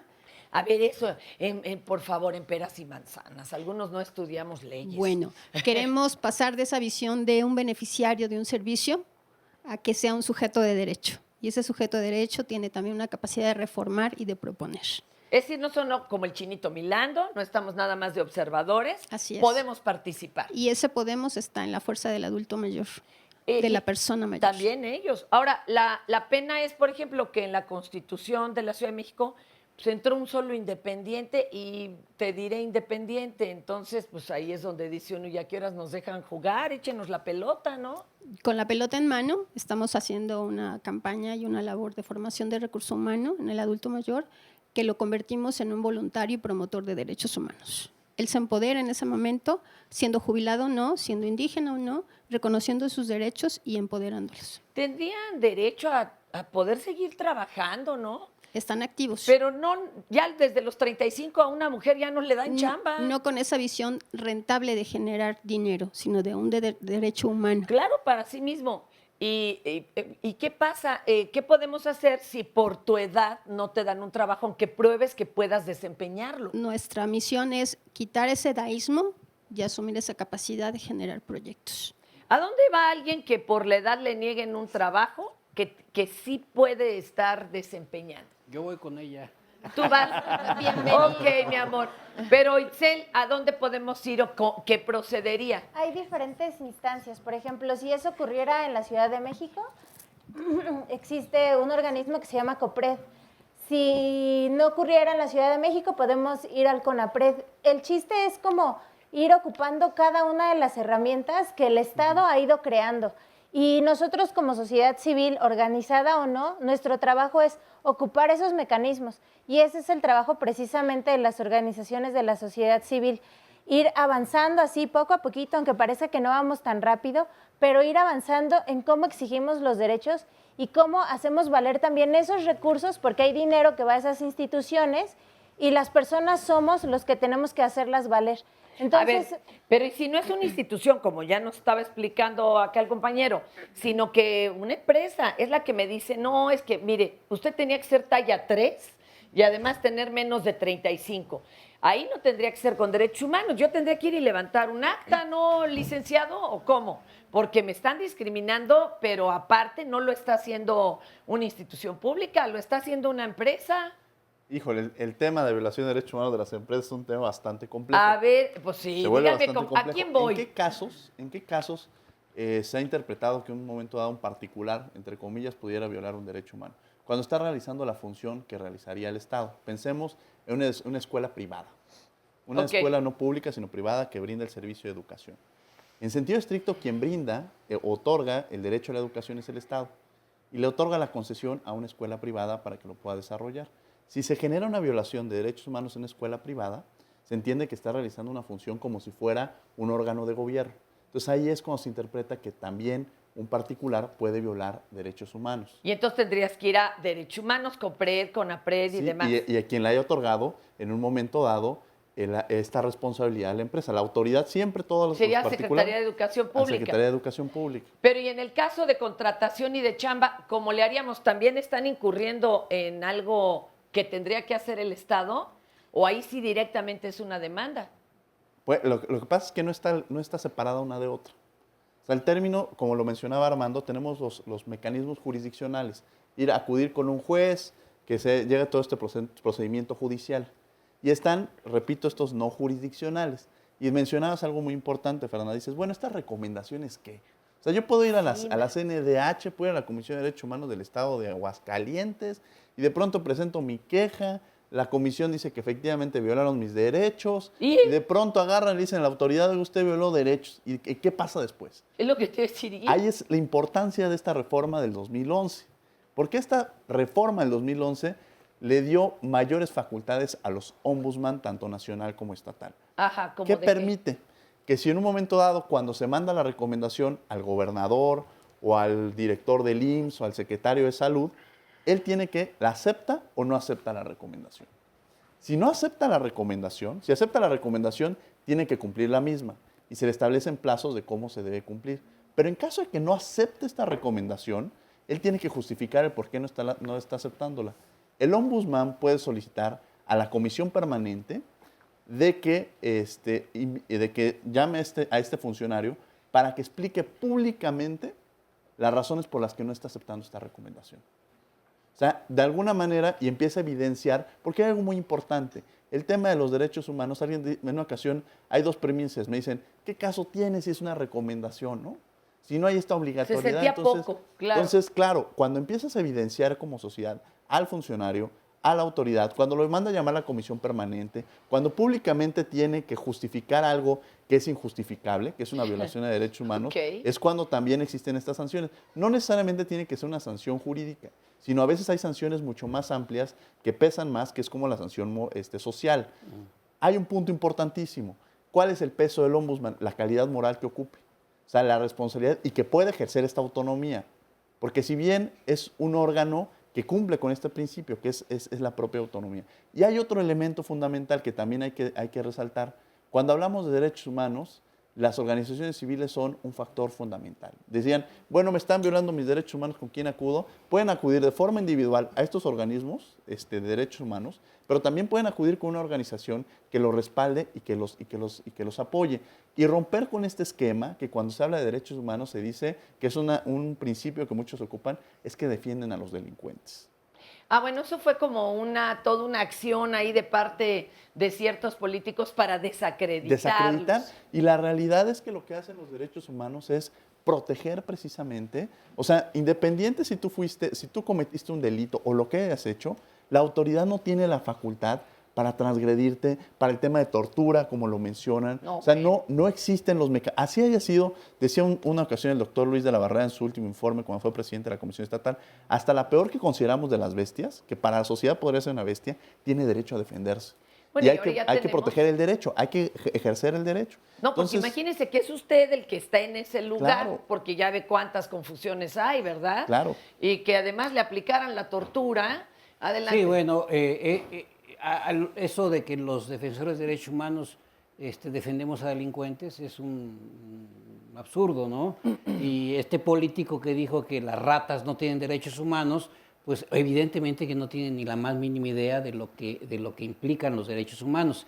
Entonces, por eso es la trascendencia de la reforma del artículo 1 constitucional, porque le da un lugar importantísimo al defensor de los derechos humanos, ya sea particular, digámoslo de esa manera, o institucional. Eso es muy importante. Ahora, además, sí, las ratas también tienen derechos de los animales no humanos. Y hasta Trump tiene derechos humanos. Hasta Trump tiene derechos humanos. Ahora, si nosotros agotamos todas las instancias jurídicas del Estado mexicano para nuestra problemática y después de agotar esas instancias jurídicas no nos hacen caso, tenemos instancias internacionales. Primero la Comisión Interamericana que está en Washington, en donde analiza el caso y si ve que realmente se han agotado todas, las acepta y demanda al Estado mexicano y se van a la Corte y generalmente el Estado mexicano va a perder porque está violando los derechos humanos. Entonces, políticamente, al Estado no le conviene eso. Entonces, el Estado tiene que encontrar también mecanismos, junto con las organizaciones internacionales, para manejar esto. Y una de ellas, por ejemplo, es la disculpa pública y la indemnización o la reparación del daño, como pasó recientemente en Chiapas, en un caso en donde el gobernador acordó con la comisión hacer una disculpa pública antes de pasar a un juicio ante la Corte. Entonces, tenemos muchas instancias y esta reforma del artículo primero es intensa, es trascendente para las leyes mexicanas. El asunto es que hay que aplicarlo y hay que luchar. Ese es el trabajo de los abogados y de los defensores de los derechos humanos. Ana, ¿de qué organización? UNAVI. ¿A qué se dedica UNAVI? UNAVI a los derechos de la mujer violentada. Ok, ¿y ustedes, crees que de veras ya podemos hablar de que se logró el derecho a una vida libre de violencia? No, pero esta unidad sí nos apoya demasiado en el aspecto que llega uno a una delegación y quiere levantar una acta y no es posible. Entonces, llegando a esta unidad, nos dan el apoyo y se levanta.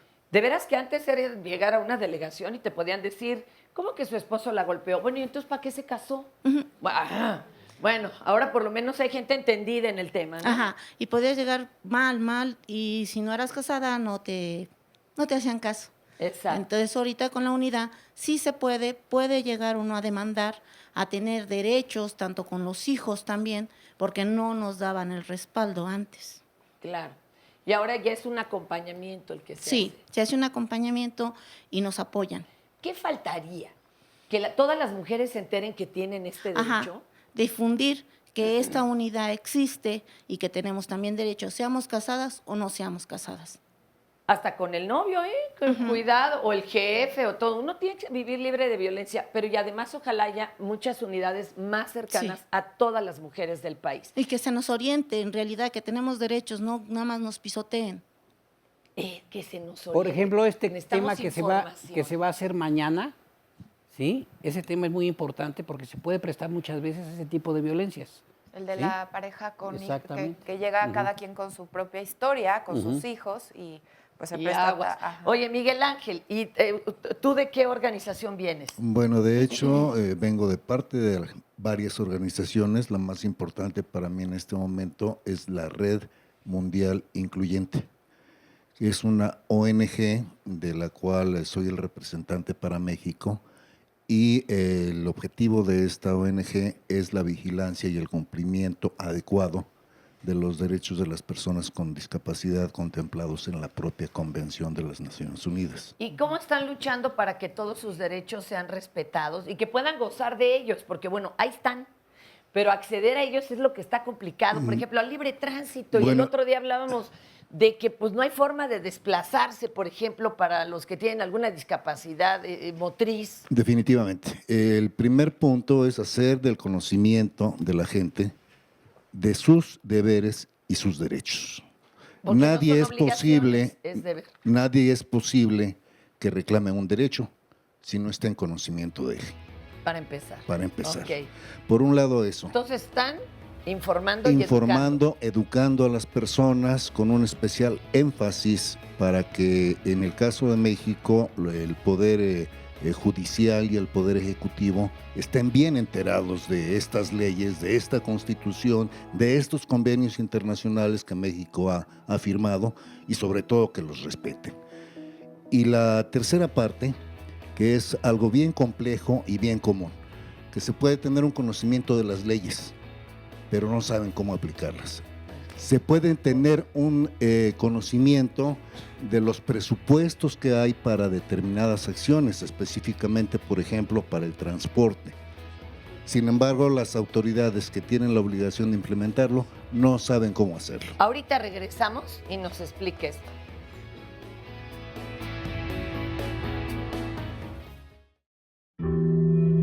Esta es la Dirección General de Atención a la Discapacidad, que está en la Comisión Nacional de los Derechos Humanos, y aquí es donde se alberga el mecanismo independiente de monitoreo nacional de la Convención de los Derechos de las Personas con Discapacidad de la ONU.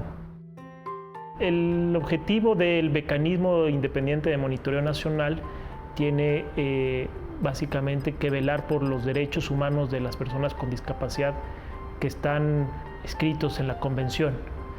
Y tiene 3 ejes fundamentales: el eje de promoción, supervisión y protección de los derechos humanos de las personas con discapacidad. En primer lugar, el mecanismo independiente es un ordenamiento que dicta la Convención, está en su artículo 33, fracción 2, y en el mismo artículo menciona otros 2 mecanismos, un mecanismo de coordinación y un mecanismo de aplicación.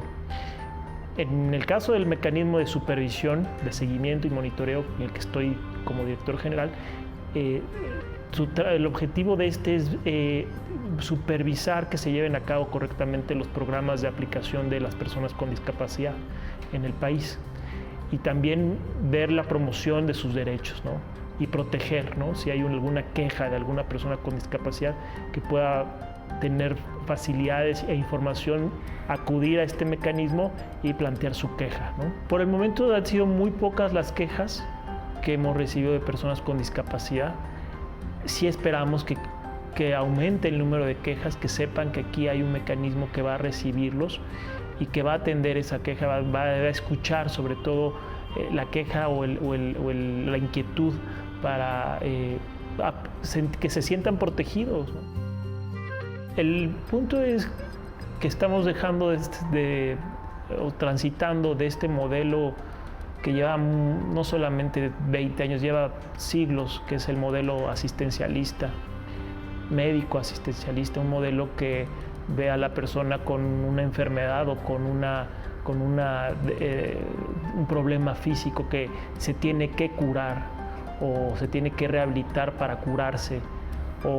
Si no lo curas, entonces le tienes que dar una silla de ruedas, lo asistes, le das una beneficencia, le das una beca para su beneficencia o asistencia social. Eso hay que cambiarlo, y me parece que el enfoque que pide la Convención es un enfoque social, es un enfoque de derechos humanos, y los derechos humanos engloban todos estos derechos de empleo, salud, educación, que son inherentes a la persona, ¿no? Desde que eres persona esos son tus derechos. Si eres una persona que naciste con una discapacidad, tienes el derecho, como cualquier otro, de ir a la escuela, ¿no? De ir a la escuela, y el entorno tiene que cambiar. Si la escuela no es accesible, se tiene que hacer accesible. No tienes que cambiar a la persona que tiene discapacidad, porque no la vas a cambiar. Eso es el entorno que tenemos que cambiar. Ese es el trabajo que debemos hacer, ¿no? Para hacerle valer el derecho a todos por igual. Ahí ya se nos contesta parte de lo que quedaba al aire. Oye, Miguel Ángel, y tú nos decías, ok, hay los presupuestos, pero quienes lo tienen que ejercer muchas veces, pues ellos no tienen una discapacidad, por ejemplo, motriz, entonces no saben exactamente qué hacer o qué altura tiene que tener una rampa y demás. Pero ustedes están participando en también hacerles saber esto a las autoridades, los que toman las decisiones. De hecho, cuando hay apertura, Fernanda, desafortunadamente en México y en muchos países, cuando las personas llegan al poder, se sienten dueños absolutos de la verdad y se olvidan que, sobre todo en el tema de la discapacidad, el concepto es nada de nosotros sin nosotros. Si esas autoridades voltearan a conocer realmente las necesidades de las personas con discapacidad en el aspecto de transporte, se darían cuenta que con los más de 3.300 millones de pesos disponibles para el transporte público de personas con discapacidad que se generaron desde el 2011, se pudo haber ya resuelto gran parte del problema. Y sin embargo da pena que muchos gobiernos están dedicando esas participaciones a objetivos completamente diferentes, si no es que se va al Triángulo de las Bermudas ese presupuesto, o de estados que con todo y su buena intención compran unidades que no llenan absolutamente las necesidades que la gente requiere. ¿Por qué no bajan de su trono, de su pedestal, se asoman a ver a los ciudadanos que somos los que sabemos qué necesitamos y cómo hacerlo para aprovechar Y esas las cantidades de organizaciones, dinero? ¿no? Que llevan un chorro de tiempo trabajando esto, ya tendrían la mitad de la tarea hecha. Definitivo. Muchísimas gracias, Miguel. Sandra, adelante. Miren, aquí nos preguntan en el Twitter si podrían explicar por qué los delincuentes no pierden sus derechos. Y también nos comentan un ejemplo, Víker, en el Twitter. En Morelia, la CNDH condonó una multa a una persona con discapacidad que violó la ley. ¿Es legal esto?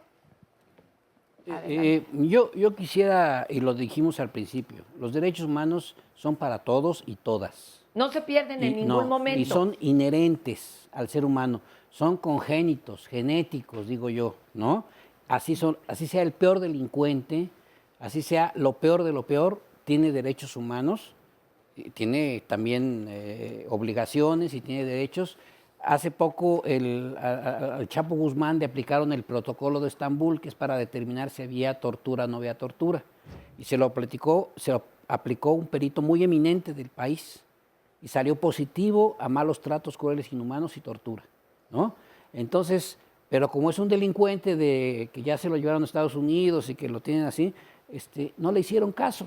Ahora, habría Entonces, que decir hay que pensar que los derechos humanos son para todos, para los delincuentes y para los no delincuentes. Pero es que muchos les hubiera gustado decir, Claro. bueno, pero él no respetó los derechos de nadie. Pues sí, pero... Ojo, pero la ley del talión no nos lleva a ningún lado. Por eso estamos en un estado de derecho. Claro. Ahora, otro punto que es importante mencionar aquí, y que tú ya lo tocaste, es que a la hora de votar por los legisladores, por los diputados, tenemos que pensar bien por quién votamos, porque quienes hacen las leyes y quienes las reforman y las reforman y las cambian son los diputados. Entonces tenemos que escoger, votar por diputados que tengan ese conocimiento para poder ejercer leyes, para poder crear leyes. Entonces, como dice el señor, si tú pones en la Cámara de Diputados a un sujeto que no sabe nada de discapacidad, ¿cómo va a poder legislar en torno a la discapacidad?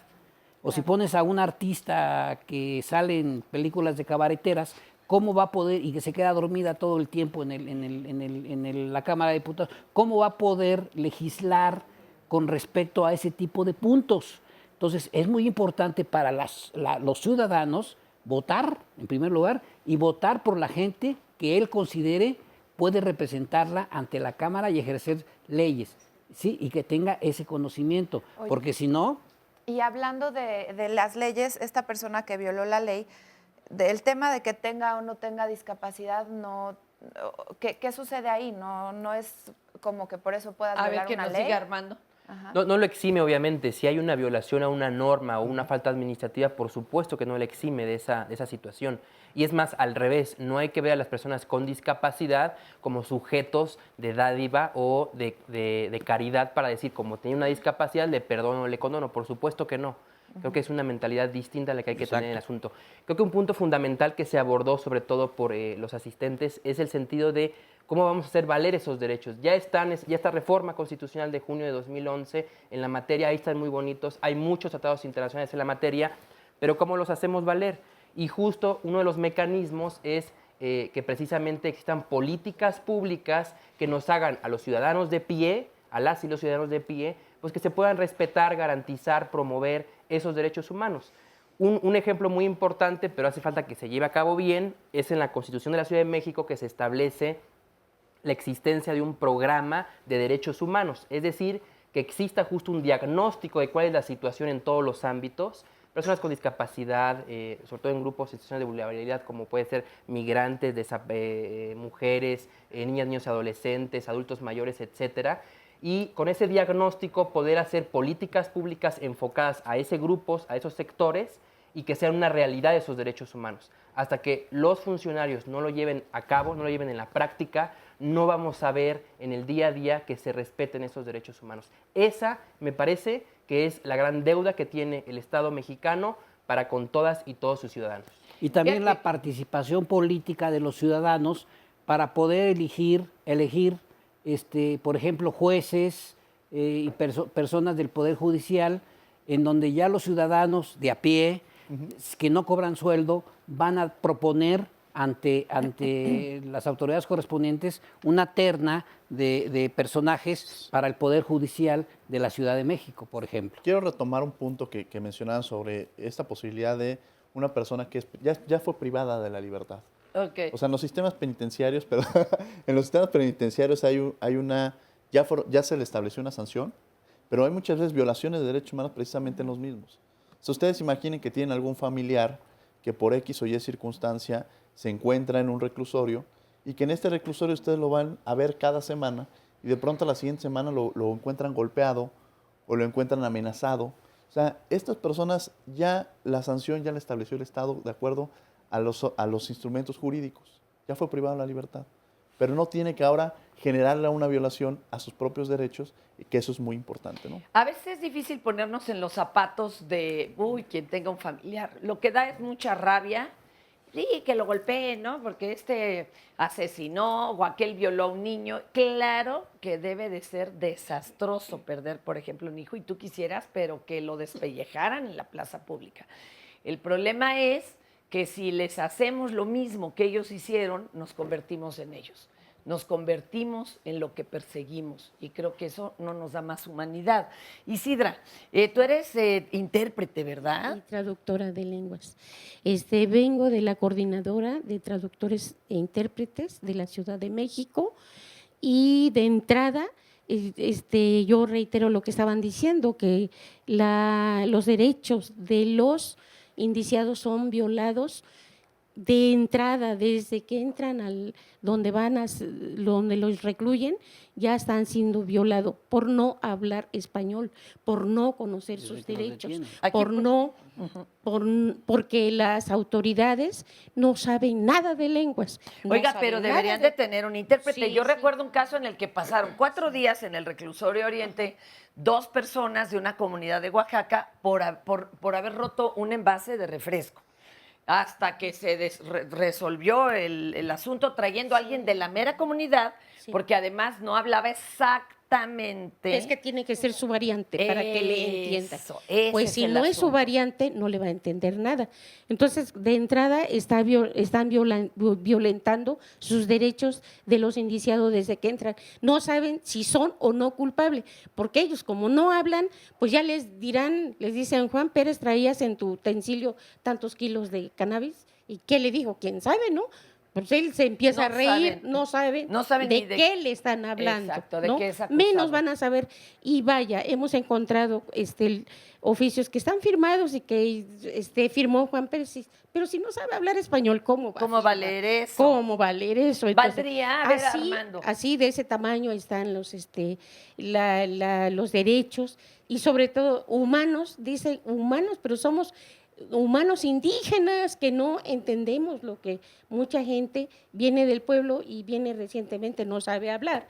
Y bueno, ellos caen ahí y le digo, ya con que les digan hola, dice, sí habla español, pero no es cierto, ¿no? Entonces quisiéramos los traductores que pues sí nos llamen en esos casos, no nada más en los reclusorios, cuando llegan a caer en los juzgados, sino puede ser hospital, puede ser terminales de autobuses, en todos esos Para lugares. llegar al MP a pues levantar una denuncia. Al MP, al juzgado, donde sea, sí, allí, sobre todo allí es nuestro trabajo, en reclusorios, en MP, allí está nuestro trabajo. Donde no nos solicitan es en los hospitales, Y ni también haría en las falta. Así es. A ver, ¿hay pero no alguna nos ley llaman. que los avale, mi querido Armando? O sea, ¿esto es obligatorio de que Sí, esté por supuesto. presente un intérprete? Por supuesto, es un derecho que es fundamental, el derecho a un intérprete, sobre todo en comunidades indígenas, Así cuando es. se ven sometidos a un proceso. El problema no es que esté en la ley, el problema es que ese derecho se pueda ejercer. ¿Cuál es el principal problema? Que he escuchado muchos argumentos al respecto, pero el principal es que hay falta de recursos para que todos puedan tener el derecho a un intérprete. Entonces, hace falta justo estos cambios de políticas públicas que se puedan implementar y que existan esos intérpretes disponibles para todas las y los jueces y las personas que llevan a cabo estos procedimientos. Ese es el principal problema que yo he notado, el tema de falta de recursos, y si los políticos no están dispuestos a otorgar esos recursos para que tengan esa facilidad de un intérprete, pues no se va a hacer realidad el derecho. Existe en la letra, pero muchas veces la letra es muerta. Y nosotros... Aquí nos van a invitar, perdón, Isel, a que hay el Día del Intérprete es el 18 de febrero, ¿y qué va a pasar? Va a ser allí en el Parque Pípila, en el Metro Chabacano, hay un parquecito, va a ser un evento allí y están invitados, por favor. Gracias. Y bueno, para hacerle hincapié, como último, sí quisiéramos que la sociedad en general empatizaran, se pusieran en nuestros zapatos, porque los indígenas son discriminados por su vestimenta, por no saber sus derechos, por no saber hablar el español. Oye, y hasta por su color de piel, o sea, eso no puede ser. Por su color de piel, eso no puede y ser. hasta por todo eso somos discriminados. El 23 vamos a hacer un programa de lengua materna, quedan invitados también la maestra, que ella va a hablar el derecho de los niños a aprender en su propia lengua. Así que muy pendientes de esto. ¿Quieren? Sí, del 23 de febrero. Fernanda, adelante. yo tengo la experiencia como perito médico, psicólogo, de haber trabajado con indígenas mayas quichés, mayas quechís y quechuas. Y he trabajado con traductor-intérprete. Es un trabajo arduo, difícil, porque hay muchas preguntas que tienen otro sentido para ellos y tienes que tener esa habilidad para poder entender la cosmovisión del indígena, que eso es bien importante también, que se le olvidó decir a la compañera, la forma en cómo ellos ven la vida es diferente a la como la vemos nosotros. Entonces, el personaje que esté trabajando con un indígena tiene que saber cuál es la cosmovisión, la forma de ver el mundo del indígena según su etnia, ya sea quechua, maya, ñañú, lo que sea, y entonces nosotros tenemos que tener esa habilidad. El Estado lamentablemente no tiene esa posibilidad, no tiene o la voluntad. Los del envase de refresco sucedió porque ellos al romper el envase, en su cultura es yo repongo el daño. Entonces se iban regresando hacia el taller donde trabajaban para ir por otro envase y pagarle con el envase en físico, y el dueño de la tienda pensó que se estaban escapando. Imagínense nada más lo que implica la cosmovisión y no entenderla. Tenemos también derechos de niños, de personas trans. Ahorita regresamos, porque hay mucho de qué hablar con esto de los derechos y la Constitución.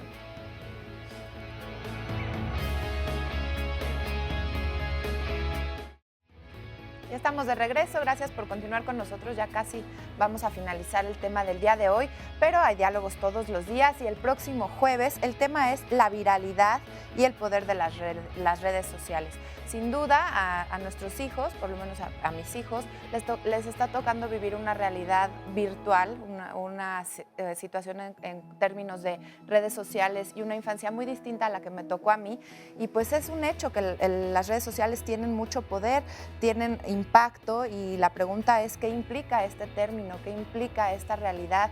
El que un video sea viralizado, se alcance a ver en todo el mundo, tenga un alcance en los niños, un impacto en su cotidianidad. Todo esto lo vamos a analizar con ayuda de los especialistas y con sus testimonios para saber por qué muchas veces compartimos lo que compartimos, por qué le damos importancia a ciertos contenidos que probablemente se pueden considerar banales. Todo esto no se lo pierda la próxima semana. Fer, continuamos con el tema de los derechos humanos. Claro que sí, aquí tengo a Xochitl y Carmen, ellas ahora enfocadas a los derechos de los niños y niñas, ¿no? Sí. ¿Y ahí cómo vamos? Pues hijo, ya me va a deprimir, yo Xochitl. trabajo en el Movimiento Unido por la Infancia. Trabajamos con niñas y niños en riesgo de calle, en ciudades perdidas, en polígonos violentos, con niñas y niños refugiados. Podría decir que tenemos avance en el marco jurídico, tenemos una ley sobre los derechos de las niñas y niños y adolescentes, tenemos un sistema de protección.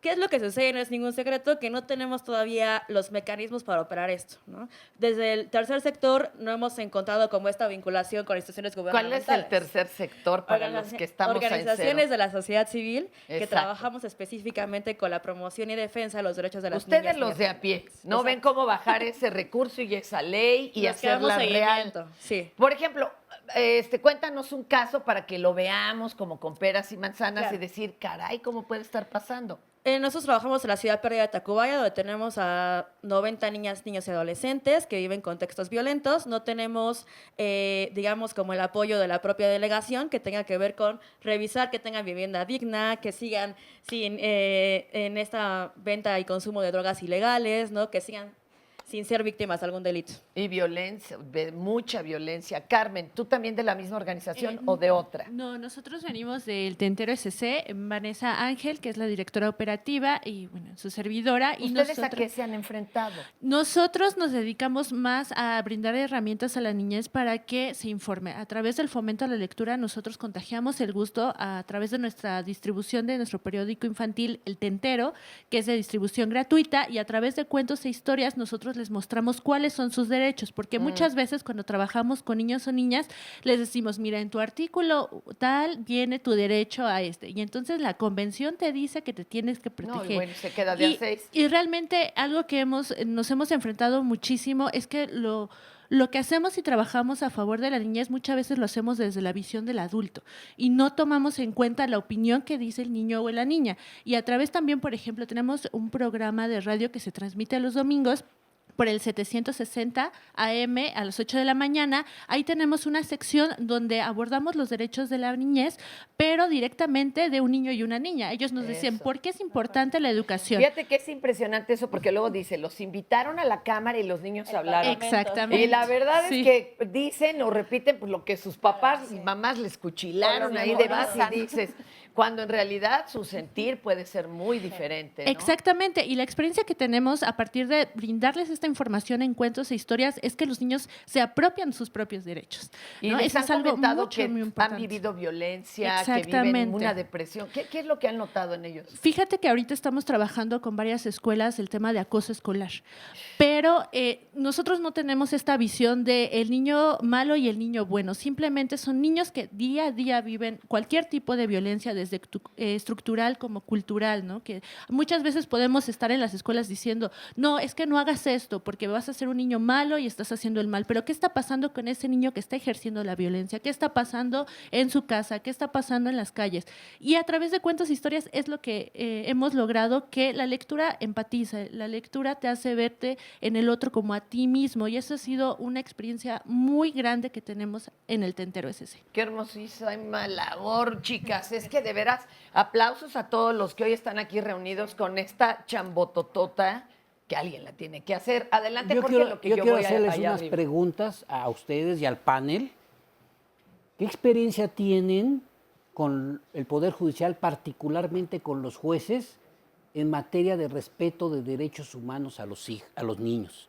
Porque los jueces, yo tengo un caso ahorita, citan a los niños, así a lo pelón, coloquialmente hablando, y los encierran y les platican cosas. Y tengo un caso de una niña que está citada para dentro de 15 días y cada vez que le hablan de eso le da angustia y ansiedad. Los jueces respetan los derechos humanos de los niños. ¿Ustedes qué experiencia tienen en eso?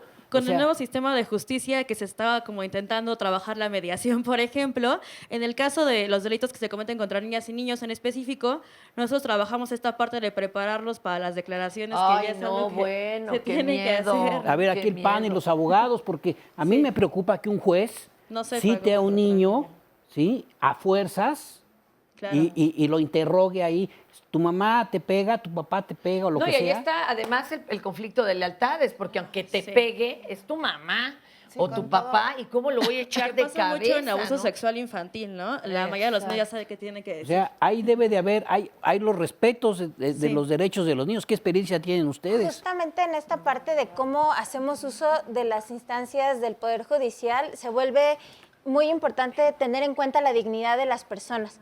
Pero la dignidad aceptando que hay grupos que son diferentes. Por ejemplo, niños, migrantes, personas con discapacidad, personas de grupos o pueblos indígenas. Entonces, los jueces tienen que adaptar el modelo de impartición de justicia para respetar la dignidad de esa persona. que en ningún momento un niño se sienta ofendido, se sienta atacado, que una persona de un pueblo indígena tenga no solamente un intérprete, o sea, que le pueda traducir del ñañú al español, sino alguien que interprete precisamente la forma en la que ve el mundo. Ajá. Y pasa lo mismo con los niños, con las personas migrantes, con las personas de la diversidad sexual. O sea, los jueces tienen que ir modificando la forma en la que han impartido justicia, pero precisamente esa es la parte a veces de los abogados y de las organizaciones, ir obligando un poco a los jueces a actuar de forma diferente. Conforme ha pasado el tiempo y gracias al trabajo de muchas organizaciones, la Suprema Corte de Justicia tiene diferentes protocolos de actuación para estos grupos específicos. El problema es que los jueces no los conocen. Entonces ahí es el trabajo de los abogados y de las organizaciones decirle al juez, existe un protocolo de actuación para menores de edad, existe un protocolo para migrantes, existe un protocolo para indígenas y que ellos de entrada lo lean y luego que lo apliquen. Exacto, donde va a decir el ABC, puede o no carearlo, debe o no interrogarlo, o sea, una serie de pasos que hay que seguir adelante. Yo estoy convencido, y lo decíamos al inicio del programa, que el tema de la fundamentación, el tema de cómo está estructurada la Constitución, el tema de las leyes no es el problema. O sea, están bien, la Constitución, tenemos una muy buena Constitución. Claro. Tenemos buenas leyes. El gran problema es precisamente eso, la aplicación, la sensibilización, el reconocimiento de estas leyes, no solamente por las autoridades, sino como sociedad tenemos una gran responsabilidad. Voy a poner un ejemplo, el tema de género, por ponerlo. En el tema de género, en estas desigualdades que se generan hombres y mujeres, es un tema que se siguen construyendo leyes, la Constitución ya lo establece, el hombre y la mujer son iguales. Sin embargo, es un tema que se tiene que cambiar en términos sociales y culturales. ¿Cuánto tiempo va a pasar? Yo a veces les digo a mis alumnos en la Facultad de Derecho, quizá yo no lo llegue a ver, porque es un cambio que se está dando paulatinamente. Dicen que nos faltan 50 generaciones en este país, Diego. En Dinamarca, que es el más avanzado, les falta una. 50 generaciones. Y si aún así se niegan a incluir el tema de lo que es perspectiva de género, equidad para respetar las diferencias, igualdad de sustantivas, y se niegan a incluir esto, algunos sectores, en los libros de texto, como ya lo ordenó el presidente Peña Nieto, pues más de 50. Claro. Entonces, eso que dices está muy difícil, porque puede estar en las leyes, pero si yo me sigo oponiendo a que hay diferentes y que los otros somos nosotros, pues estamos perdidos. Es Mira, el caso comunidad trans, puede haber muchas leyes, ¿sí o no? Sí, así es. ¿Y con qué se encuentran en la realidad? ¿Te dan chamba? Realmente no, realmente no. Ahí está el problema. Porque si no se estigmatizan bastante. Ahí está el problema. Todos somos iguales, todos tenemos derecho al trabajo y entonces, ¿qué hacemos cuando le negamos el trabajo digno, incluso la salud? Así es, sí, realmente sí, por eso se aprobó lo que es el matrimonio igualitario, porque muchas de las veces su pareja no tiene lo que es el IMSS o ISSSTE, cualquier servicio social, entonces... Y no podías otorgársela. No puedes otorgársela porque realmente no estás casado, entonces por eso se les niega también a veces el... O bueno, y deja tú de casado, imagínate, acompañabas a tu pareja al hospital y alguien tenía que firmar una decisión grave de una operación y la pareja de toda la vida no podía hacerlo. Tenía que venir un papá, una mamá, los que a lo mejor ya no habían visto desde hace 50 años y quién decidía. Pero yo vi a una persona trans no recibir servicio de una ambulancia en las calles de Nuevo León porque era trans. Y les dije, ¿cuál es el problema? Me dicen, es que de seguro tiene VIH. Le dije, a ver, espéreme tantito, ¿y usted qué le pasa o qué? Era obligación. Y aunque así fuera, Fer, también claro, es su obligación. Pues, ahorita les tengo aquí un caso que nos mandaron también muy delicado de una persona seropositiva. ¿En qué vamos entonces? Así es, mira, nosotros venimos de la Asociación Prodiana AC. Nosotros nos consideramos más en empoderar a las chicas trans hacia su cambio de identidad de género, porque es un derecho que nosotros nos ayuda demasiado, porque ya no estamos ocultas en un cuerpo, prisioneras en un cuerpo que realmente y aparentando, ¿no? Aparentando pues realmente lo que no es, porque realmente si ves una chica generalizada así como mujer, entonces, y tú presentas tu ID como varón, entonces no es válido, porque tú te dicen, tú no eres, que venga la persona que está aquí, entonces no es. Entonces, para nosotros fue un cambio muy bonito, muy padre, es una chica, solo ahora sí que nos sentimos unas chicas libres y libres. Que ya pueden cambiar ajá, su papeleo, así al es. menos aquí en la Ciudad de México. Así es, estamos teniendo traslados de los diferentes estados y nosotros les hacemos acompañamiento y seguimiento. ¿Qué? Pero qué lata que tenga alguien de Así Monterrey, o de Chihuahua que venir acá, o de Solamente es una vez la que se viene a hacer porque es un trámite personal. Entonces, solamente es una vez porque nosotros le damos el seguimiento. Oye, y otra cosa que hablábamos aquí con Paulina, ¿y qué tal los niños y niñas trans? De eso aquí ni se habla. En Argentina ya se logró que a los 9 años le reconocieran Es un su asunto identidad trans a un niño. que ha quedado un poco de lado, porque en cuestiones de derechos en general, aunque aquí venimos separados por sectores, pues nos puede pasar que tenemos una condición de vulnerabilidad de todas, ¿no? O sea, podemos ser adultos mayores, podemos ser indígenas, personas con Bueno, discapacidad y LGBTI. que se adquiere en cualquier momento, ¿eh? Tienes un chorro de opiniones por allá, mi Sí, querida muchas Sandra. Yo gracias. mientras me voy Saludos al a todos panel. los que nos han dejado algún comentario en el Twitter, como Lourdes Alegre dice, muy buen programa. Yo creo que la defensa de los derechos humanos es una forma de vida. También saludamos a Claudio Aguilar, que felicita por el programa. Estela Flores sugiere hacer una app de traducción de lenguas indígenas y que todos los funcionarios la tuvieran. En el programa precisamente les vamos a presentar algunos de los avances que ya se han hecho y que se están haciendo. Hay mucho trabajo al respecto. También nos dicen en el Facebook, Berta Castillo, hay varios derechos, como el derecho a la libertad, no esclavitud, al libre tránsito, de petición, elegir el número de hijos que deseas procrear, al esparcimiento. Es que si los enumeramos, a veces muchos ni siquiera somos conscientes de que existen. Oye, y hay derechos sexuales. ¿Sí? También diferenciados los de los niños, niñas y adolescentes. Sí. También o sea, nos dicen, no olvidemos que los derechos también conllevan obligaciones, un punto también muy importante. Oye, esa es una pregunta. Por ejemplo, ¿cuál sería una obligación? ¿Cuál sería una obligación para que nos quede claro? Un ejemplo. Bueno, la corresponsabilidad de los derechos y obligaciones nos corresponde a todos. No es que los derechos humanos hagan frente también contra el Estado, sino también una corresponsabilidad de nosotros.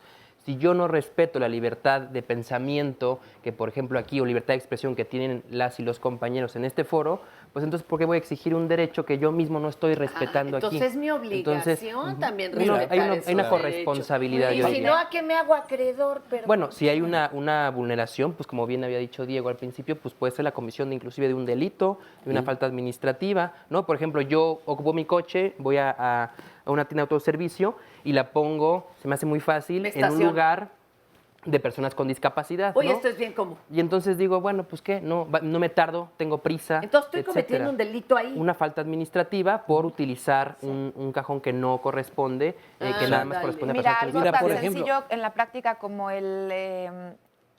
nos dice aquí, el derecho a no ser molestado en tu domicilio. El tema entre vecinos, por ejemplo. Por ¿no? eso. Que uno dice, bueno, estoy en mi derecho de hacer ruido y el otro dice, yo estoy en mi derecho Pero mira, de por no ejemplo, escuchar. un derecho fundamental es que seas tratado con dignidad. Por lo tanto, tú tienes que tratar con dignidad al otro. ¿Sí? ¿Y cuántas veces le negamos eso a los niños, a las personas y ahorita mayores? vamos a poner el ejemplo que más común se da. Como profesor en la universidad. Un día en una conferencia yo pregunté, estaba lleno de muchachos, de alumnos, levanten la mano quienes han sido víctimas de bullying por su profesor. Y casi todo el auditorio lo levantó. Qué tristeza, ¿no? Que te digan el tonto, el burro. Porque los profesores, muchos tratan así, ese clásico profesor que llega y dice, aquí no va a pasar nadie, conmigo no pasa nadie, es usted un tonto, no sabe esto. O sea, puede ser uno acusado o no claro. sé. Y hay un tema muy importante que es esta vulneración por un derecho, por eso esta interdependencia que tienen los derechos. Estás violando el derecho, estás afectando el derecho de una persona y de ese se pueden devenir otro tipo de derechos. Decía Armando muy cierto, yo tengo mi derecho a libre tránsito, sí, pero siempre y cuando no afectes el derecho de un tercero. De otra persona. O sea, allí recae la obligación, cuando siempre y cuando no afectes el derecho de un tercero. Pero entonces, ¿qué va a pasar con las manifestaciones? O sea, pueden avanzar, pero no un plantón, eso está en la ley. ¿Y qué pasa con este chico que nos reportan que requiere urgentemente una intervención neurológica, pero lo han rechazado en el instituto incluso, ¿no? De neurología y todo esto, porque es portador de VIH. ¿Esto lo puede acompañar alguno de ustedes para que ya se quede canalizado? Por ejemplo, el artículo 1 de la Constitución precisamente marca, ¿no?, que queda prohibida la discriminación y hace una lista de múltiples factores: edad, condición de salud, etcétera. Desde la Ciudad de México, por ejemplo, se pensó que era una buena idea tipificarlo como un delito y entonces la discriminación te podría llevar hasta 8 años a la cárcel. Pero esa no va a ser la solución, porque la gente va a seguir discriminando. Claro, incluso dentro y porque por culpa de aquel. Y no se van a Perdón, aplicar yo las tomaría la sanciones, palabra. porque En el eso tema no que sucede dices, en la práctica. Comisión Nacional puede conocer el asunto en concreto, no me atrevería ahorita a dar, pero sí yo Ahorita me lo llevo, canalizo, llevamos, ¿no, lo Diego? Porque claro sí que está muy delicado. Oigan, pues ya nos abrieron los ojos a conocer nuestros derechos y por ende nuestras obligaciones a respetar también los derechos de los otros. Qué interesante. Un caso grave que se da en México Ya son se los, nos va. los alcohólicos con SIDA. ¿Dónde los metes? Exacto, y que nadie quiere atender. Bueno, chicos, Vamos a hay tarea, ¿eh? despedirnos. Muchas Muchísimas gracias. gracias. Al contrario, un Gracias placer por siempre estar en este acompañarnos.